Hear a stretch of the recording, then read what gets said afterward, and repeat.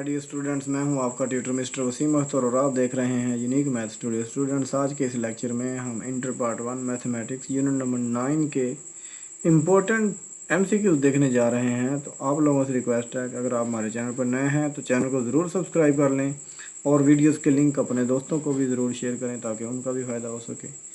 आए स्टूडेंट्स, आज के लेक्चर का आगाज़ करते हैं। बिस्मिल्लाहिर्रहमानिर्रहीम।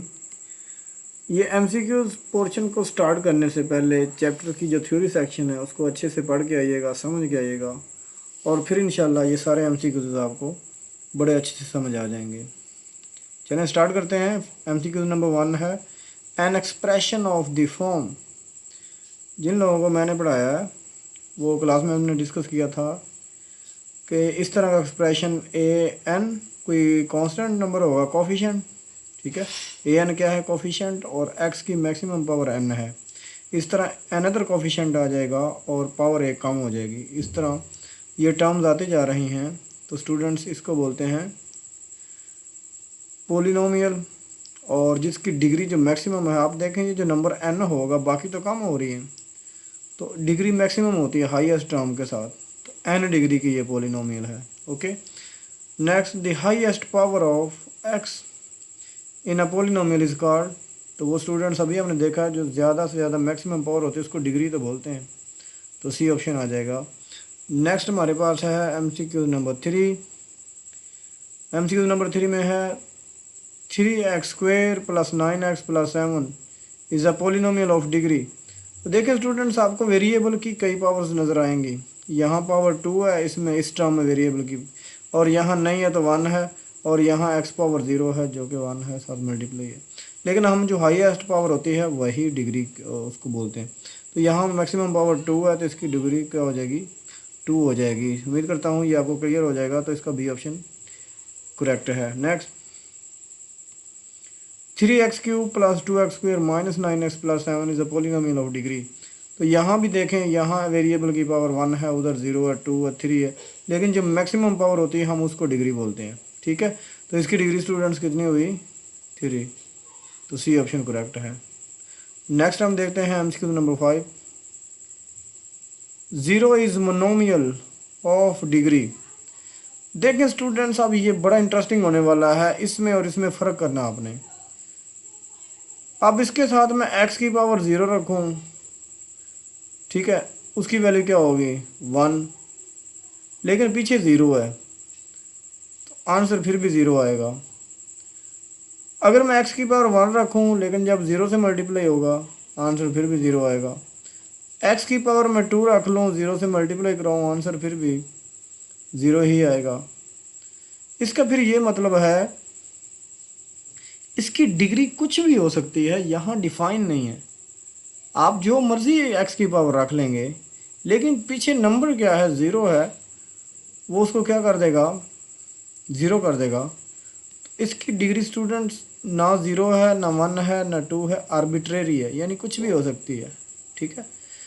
आगे नेक्स्ट देखिएगा, 9 इज़ मोनोमियल ऑफ डिग्री। लेकिन ये जो नंबर 9 है इसकी डिग्री क्या है? तो स्टूडेंट्स अगर नहीं है कोई x की पावर तो फिर 0 तो होती है ना, जो कि दोबारा हमारे पास क्या हो जाएगा? 1 और ये 9 नंबर आ जाएगा। लेकिन वहाँ 0 हर बार बन जाता है, तो 0 और नॉन 0 नंबर में ये बड़ा फ़र्क है। अब मैं इसको 9x नहीं लिख सकता क्योंकि उसने मोनोमियल का मतलब स्टूडेंट्स होता है एक टर्म, ठीक है, अ सिंगल टर्म मोनोमियल। इस तरह बाइनोमियल में 2 टर्म्स होते हैं। अब मैं x नहीं रख सकता, मुझे x की पावर 0 ही रखनी है, तभी 9 बनेगा। वहाँ तो 0 बन रहा था, आपका x की पावर जौन सी मर्जी रखते रहे। तो यहाँ फिर डिग्री स्टूडेंट्स क्या हो जाएगी? 0। वहाँ आर्बिट्रेरी थी क्योंकि पीछे नंबर 0 है, यहाँ नंबर 9 है, आर्बिट्रेरी नहीं है। तो उम्मीद करता हूँ ये पॉइंट्स दोनों आपको समझ आ गए होंगे। नेक्स्ट देखते हैं एमसीक्यू नंबर 7। 1 इज़ मोनोमियल, एक टर्म वाला है लेकिन इसकी डिग्री कितनी है? तो आपने नंबर देखना है, नॉन 0 है तो यहाँ इसकी डिग्री 0 ही होगी, ठीक है।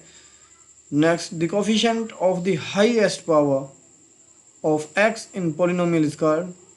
तो स्टूडेंट्स पीछे कुछ एग्जांपल्स हैं, यहाँ देखिएगा, और ऊपर चला जाता हूँ। यहाँ सबसे मैक्सिमम पावर ज़्यादा इधर, इसका कोफिशिएंट 3, इसकी पावर मैक्सिमम है, इसका कोफिशिएंट 3।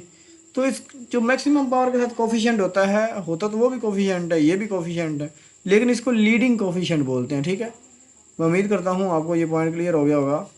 तो इसको क्या बोलते हैं? Leading coefficient of the polynomial. Okay, next हम देखते हैं जी MCQ number 9, the leading coefficient. अब यहाँ आपने लीडिंग कोफिशिएंट बताना है, अभी डेफिनेशन पढ़ के आ रहे हैं। ऐसा कोफिशिएंट जो हाईएस्ट पावर के साथ होता है, तो वो स्टूडेंट्स 4 है, तो इसलिए सी ऑप्शन करेक्ट है। अब पॉलिनोमियल हैविंग वन टर्म, पीछे बात होती रही ना मोनोमियल की, तो वो यही है मोनोमियल। एक टर्म वाली पॉलिनोमियल को मोनोमियल बोलते हैं।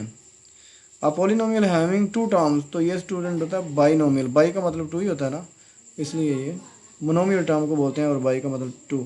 अब पॉलिनोमियल हैविंग 3 टर्म्स, तो वो स्टूडेंट होता है ट्राइनोमियल। ट्राई का मतलब 3 है ना। तो नेक्स्ट हम देखते हैं MCQ number 13, 3x square plus 9x plus 7। आप देखेंगे यहाँ एक टर्म ये पड़ी है, एक टर्म ये पड़ी है, और एक टर्म 7 है। तो ये टोटल टर्म्स गिन लें, 3 है। ऐसी पॉलिनोमियल जिसमें 3 टर्म्स होती हैं, तो वो क्या होती है स्टूडेंट्स? ट्राइनोमियल। तो उम्मीद करता हूँ ये क्लियर हो गया होगा। नेक्स्ट है MCQ number 14, 3x power 1/2 plus 5x minus 6 polynomial of degree 1। देखें हम डिग्री क्या बोलते हैं? Highest power.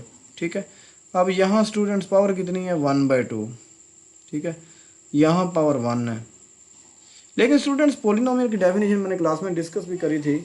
ऐसी अलजेब्रिक एक्सप्रेशंस जिनमें वेरिएबल की पावर कोई होल नंबर आता है, तो आप देखें ये जो पावर है 1/2, यहाँ पे क्वेश्चन आएगा 1/2 होल नंबर ही नहीं है, इसका मतलब ये पॉलिनोमियल ही नहीं है भाईजान। तो नॉट अ पॉलिनोमियल, ये डी ऑप्शन करेक्ट है। आप अच्छे से देख लीजिएगा, ये पॉलिनोमियल ही नहीं, तो हम डिग्री इसकी क्या बताएं। आगे 15 में है dividend is equal to, dividend is equal to divisor multiply by quotient plus.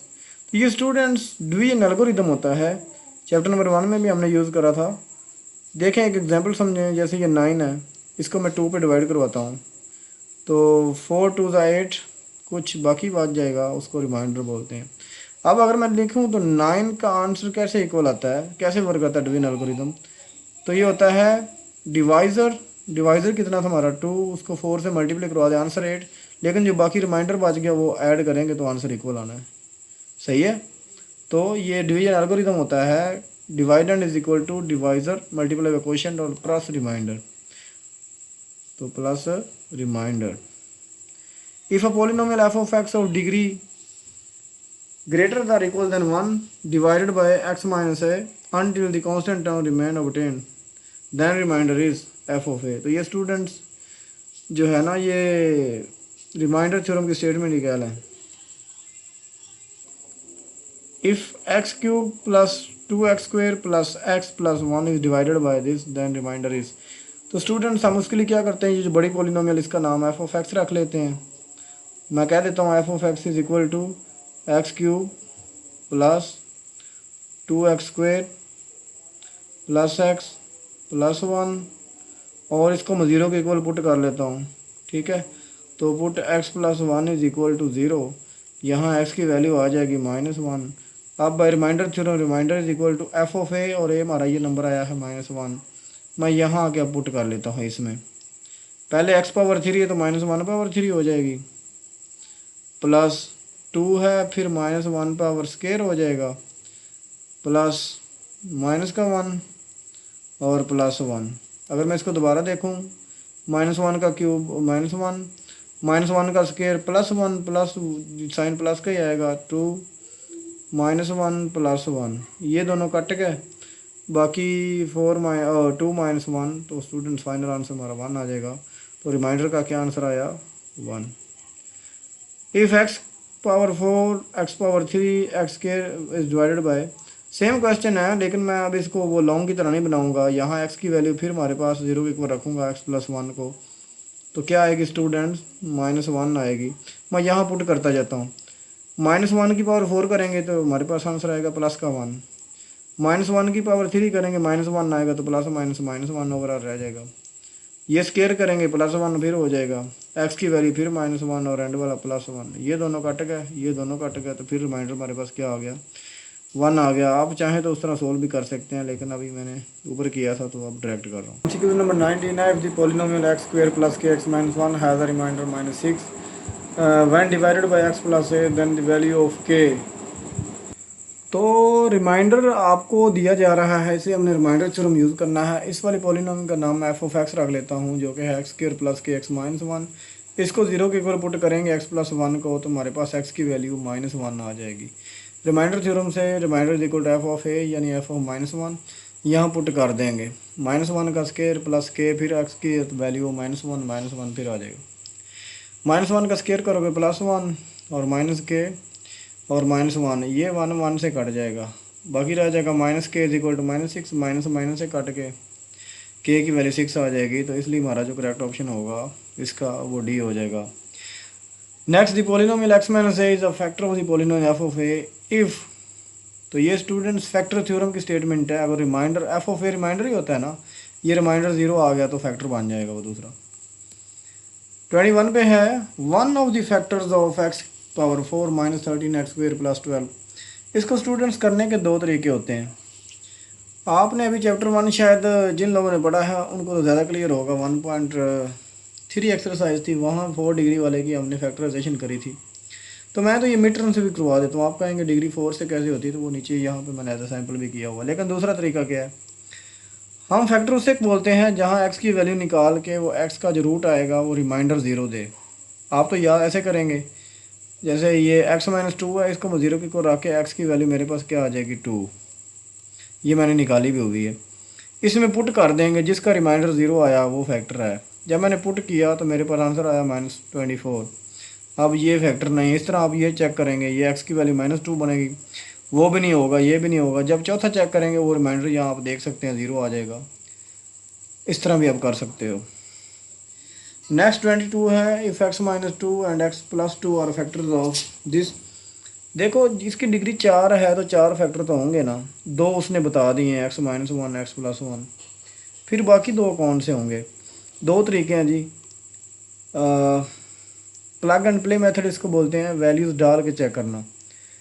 तो आप बारी बारी वैल्यूज़ डालते जाएंगे। जैसे यहाँ ये फैक्टर है ना x-3, 0 की को रखा x की +3 आएगी, वैल्यू पुट करोगे नहीं सेटिस्फाई होना, ये भी नहीं होना, ये भी नहीं होना, ये भी नहीं होना, इसका ये हो जाएगा, ये नहीं होना, इसलिए ओवरऑल तो ये गलत है ना। इन दोनों की बात करें तो ये सही है दोनों। कैसे? आप ये वैल्यू इसकी देख लें, यहाँ वैल्यू आएगी x इज इक्वल टू 4, यहाँ पुट कर दूँगा। x पावर 4 करोगे तो यानी 4 पावर 4 करोगे 256, सही है। इधर 4 का स्क्वायर 16, 16 टू द 32 और साथ 0 आ जाएगी +64। आप देखेंगे ये रिमाइंडर 0 है। ऐसे ही इसके लिए होगा, क्योंकि पावर 4 प्लस कर देगी, इधर पावर 2 प्लस कर देगी, वही आंसर आना है। तो ये सही आंसर है। अगर मिड टर्म ब्रेक करनी है तो आप डिग्री 4 को इग्नोर मारें। इस वाली टर्म को 2 टर्म में हमने स्प्लिट करना है। इधर 1 है, इधर 64 है, तो ये स्टूडेंट्स इसके फैक्टर बन रहे हैं 16 4 ज़ा 16 को जब 4 से मल्टीप्लाई करवाएंगे तो प्लस का 64 भी आ जाएगा और ऐड करने से -20 भी आ जाएगा। इन दोनों में एक्स स्क्वायर कॉमन, तो एक्स स्क्वायर +16 रह जाएगा, -4 का हम करेंगे एक्स स्क्वायर -16, ये माइनस है सॉरी। ये फैक्टर 2 बार एक बार लिख लेंगे और ये एक्स स्क्वायर +-4 एक बार लिख लेंगे। ये further 4 square x square -4 square है, जिसको a + b a - b लिख सकते हैं। इस तरह इसको भी 2 फैक्टर ये और उसने बताए थे, तो ये हमारे रिक्वायर्ड है, इसलिए हमारा सी ऑप्शन जो है वो करेक्ट है। उम्मीद करता हूँ ये भी आपको क्लियर हो गया होगा। नेक्स्ट 23 है, if x-3 is a factor of this polynomial then what is the value of k। अब ये समझ लें, इसका नाम मैं नहीं रख रहा, तो f ऑफ x इधर रख देता हूँ, बार बार लिखा नहीं जाता। और यहाँ x की वैल्यू 0 की इक्वल रखें तो 3 आ जाएगी। तो ये फैक्टर है, तो जो फैक्टर के लिए रिमाइंडर क्या हम रखते हैं 0। रिमाइंडर निकाल लेते हैं, 0 की इक्वल वैल्यूज़ की डाल देंगे, तो remainder is equal to f of 3। अब मैं यहाँ 3 पुट करता जाता हूँ। 2 × 3 पावर 4 -6 × 3 पावर 3 -7 × 3 का स्क्वायर प्लस k × 3 और एंड पे -15। ध्यान से समझिएगा, 3 3 से 9, 9 3 से 27, 81, 81 का डबल करेंगे 80 और 80, 160 तो 162 माइनस ये मैं कैलकुलेशन करके देता हूँ। तो स्टूडेंट्स यहाँ 3 का क्यूब करेंगे 27, 27 6 162 और इसका आंसर आ जाएगा 63 प्लस 3 के -15। अब क्या होगा, ये दोनों कैंसिल हो जाएंगे, इन दोनों नंबर्स को ऐड करूँगा तो -78 प्लस 3 के, क्योंकि ये फैक्टर था तो रिमाइंडर 0 रख लेंगे। तो नेक्स्ट 3 के इज इक्वल टू उधर जाके प्लस का 78, उधर जाके मैं 3 डिवाइड करूँगा तो 26 आंसर आ जाएगा। इस तरह आप ये कैलकुलेट कर सकते हैं, इस तरह के शॉर्ट भी आपने किए हैं। नेक्स्ट देखते हैं, in synthetic division method the coefficients of the हर जगह are written left to right. देखो स्टूडेंट, जो सिंथेटिक डिवीजन का मेथड है, ये इसमें एक तो पॉलिनोमियल को हमने डिवाइड करवाना दूसरी पे, दूसरी लीनियर होती है, तो बड़े वाली को हम उसके कोफिशिएंट लिखते हैं, वो एज अ डिवाइडेंड होगी, यानी उसको अंदर रखना। अगर हम सिंपल पे भी देखें तो नेक्स्ट है, in synthetic division method to left to first lane we write the divisor. देखो हम फैक्टर पे तो कभी डिवाइड ही नहीं करवाते सिंथेटिक डिवीजन में, बल्कि जो भी फैक्टर होता है 0 के इक्वल रख के वो x की वैल्यू निकालते हैं। वो लेफ़्ट लेन में अगर मैं उसका स्केच बनाऊँ यहाँ तक, यहाँ कोफिशिएंट्स आ जाएंगे और यहाँ x इज इक्वल टू कोई भी जो नंबर a आ जाता है उस पर डिवाइड करवा देते हैं। सही है, तो इसका आंसर हो जाएगा a। In synthetic division method the vertical pattern, ये हॉरिजेंटल होता है, ये वर्टिकल होता है। अब इसमें क्या पूछता है देख लेते हैं। वही खाली जगह द टर्म्स, हम टर्म्स को क्या करते हैं वर्टिकल कॉलम में, तो ये वो पूछ रहा है। तो ज़ाहिर सी बात है स्टूडेंट्स, हम ऐड ही करते हैं ना। कहने का ये मतलब है, चलो सपोज करें यहाँ ये नंबर 3 है, मैं a की वैल्यू 1 पुट कर लेता हूँ, हम 3 को अभी नीचे फिलहाल उतारेंगे। अब ये वर्टिकल नहीं बल्कि ये इस तरह हॉरिजॉन्टली आ रही है, हॉरिजॉन्टल को मल्टीप्लाई करवाते हैं। नेक्स्ट जो हमारा आंसर होता है, अच्छा 3 को नीचे उतारा, 3 1 3 यहाँ पे लिखते हैं, इधर नंबर चले सपोज करें 5 है, तो ये जो वर्टिकल है इनको तो ऐड करते हैं ना, 5 + 3 यहाँ पे 8 लिखते हैं, फिर दोबारा मल्टीप्लाई, ये देखें हॉरिजॉन्टल इससे मल्टीप्लाई हो जाता है। तो वर्टिकली जो होता है उसको हम क्या करते हैं, ऐड करते हैं, इसलिए हमारा पहला ऑप्शन सही है। नेक्स्ट हम देख लेते हैं, in synthetic division method the diagonal pattern. अब डायगोनल यही होता है जो मैंने इस तरह बताया, ये डायगोनल यूँ बनता है ना, उनको हम मल्टीप्लाई करवाते हैं भाईजान, तो वो multiply. In synthetic division method x - a is a factor of polynomial then remainder must be 0। तो फैक्टर जहाँ भी रिमाइंडर 0 होगा तो फैक्टर होगा। Remainder and factor theorems are applied in, तो ये स्टूडेंट्स एप्लीकेशंस हैं, वहाँ बुक पे पढ़ भी लीजिएगा। Remainder and factor theorems are applied, तो ये पॉलिनोमियल रिग्रेशन मॉडल में भी हम यूज़ करते हैं, सिग्नल प्रोसेसिंग में भी, कोडिंग थ्योरी में भी, तो इसका मतलब ऑल ऑफ दीज हो जाएगा ना। नेक्स्ट 30th है, a statistical method used to model the relationship between dependent variable and one or more independent variable is called, तो ये स्टूडेंट्स है रिग्रेशन। ये रिग्रेशन मॉडल जो है, रिग्रेशन एनालिसिस होता है एक्चुअली, तो ये बी ऑप्शन करेक्ट हो जाएगा। ये देखिएगा, ये थ्योरी है, एप्लीकेशन है, remainder factor. A type of regression analysis where relationship between independent and dependent variable modeled as a nth degree polynomial is known as, तो स्टूडेंट्स इसका जो करेक्ट ऑप्शन है ये है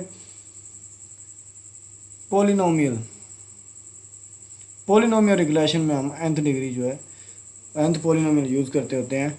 नेक्स्ट 32 है,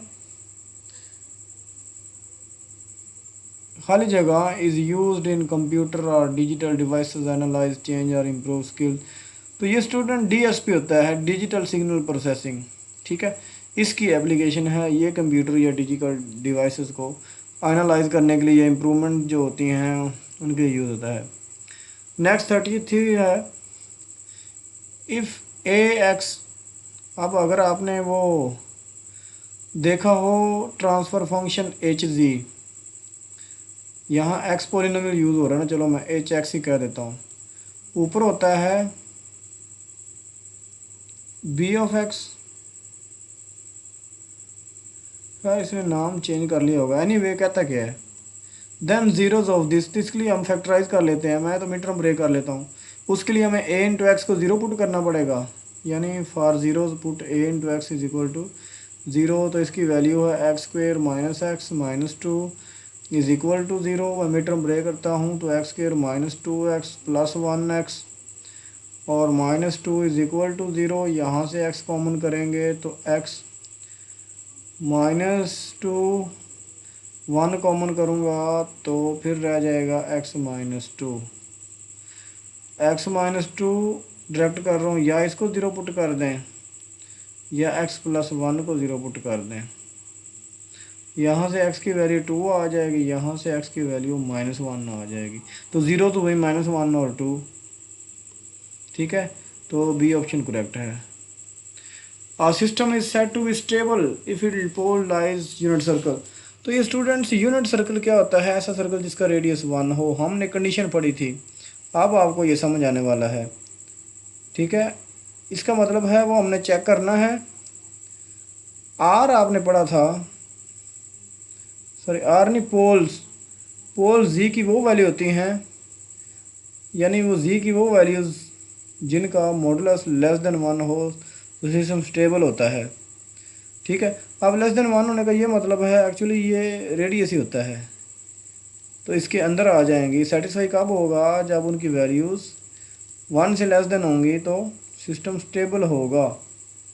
तो इनसाइड होना चाहिए। अगर इनसाइड है, बाउंड्री के ऊपर भी चला गया, मार्जिनल ये बाहर चला गया तो अनस्टेबल हो जाएगा। तो ये इनसाइड आना चाहिए, बी ऑप्शन है। नेक्स्ट 25 है, पोल्स और system are obtained by substituting the denominator. Students zeros के लिए हम न्यूमिनेटर और डिनोमिनेटर यूज़ करते हैं, ज़ीरो इक्वल रखते हैं पोल्स फाइंड करने के लिए। तो डिनोमिनेटर आ जाएगा हमारे पास। 2 and 3 are zeros of the equations. किस इक्वेशन की ज़ीरो हैं? स्टूडेंट दो तरीके हैं, या इन इक्वेशंस को सोल्व कर लें सबको, या वैल्यू डाल के चेक कर लें किसके हैं ये। तो मैं वैल्यू डाल के चेक करता हूँ, इसको बोलते हैं प्लग एंड प्ले मेथड, यानी वैल्यू डालो और खेलते जाओ। चलें जी, 2 को डालता हूँ, 2 का स्क्वायर 4 और यहाँ 2 और पुट करें, 5 2 ज़ा 10। तो ये तो स्टूडेंट नहीं सेटिस्फाई करवा रही, 2 पे तो नहीं आ रही। नीचे वाली में चेक कर लेते हैं, 2 का स्क्वायर 4, अच्छा 4, 2 का स्क्वायर 4 माइनस 5 2 ज़ा 10 माइनस 6। तो ये भी नहीं आ रही, ज़ीरो नहीं बना रही। ये मेरे ख्याल में हो सकती है। 2 का स्क्वायर 4 फिर माइनस का 5 फिर प्लस का 6, नहीं 2 का स्क्वायर 4 और 5 2 ज़ा 10 होना है ना, ये 5 नहीं, 4 माइनस 10 प्लस 6। तो 6 और 4 को ऐड करें 10 और माइनस 10 कट के 0। तो ये स्टूडेंट सेटिस्फाई करवा रही है प्लग एंड प्ले मेथड से।